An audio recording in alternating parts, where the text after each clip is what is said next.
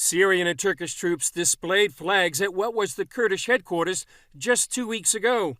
CBN News has learned some experts on the region are concerned the people leading the self-administration government might be arrested, or that there could be retribution and revenge killings by the Assad regime for the people who just 2 weeks ago were the main U.S. allies in the region.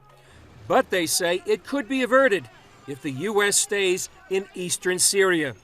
On Capitol Hill, there's talk of war crimes by troops allied with Turkey during the invasion. We would say that Turkish-supported Syrian opposition forces, who were under general Turkish command in at least one instance, did carry out a war crime, and we have reached out to Turkey to demand an explanation. And if accurate, and I assume that they are accurate, they would be war crimes, as best as I know the law of land warfare. At the White House, President Trump declared victory and lifted sanctions on Turkey. This was an outcome created by us, the United States, and nobody else, no other nation.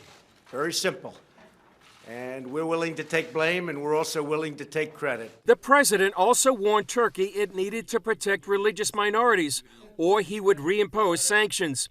From inside northeast Syria, Christians issued a stark warning about Turkey. Turkey is now conducting an ethnic and religious genocide against the people of northeastern Syria, in particular the Christians. Turkey is using the extremist terrorist groups to occupy the Syrian territories.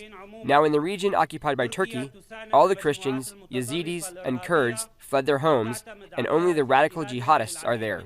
Those extremist terrorist groups the Syriac Assyrian Christians blame are the Free Syrian Army that Turkey uses as their shock troops.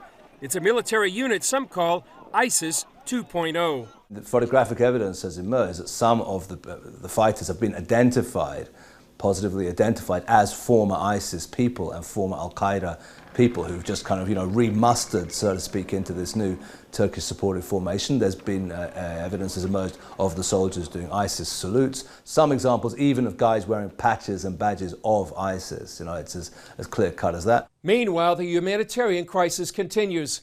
Some of the hundreds of thousands of people forced to flee their homes have nowhere to go. Chris Mitchell, CBN News, Jerusalem.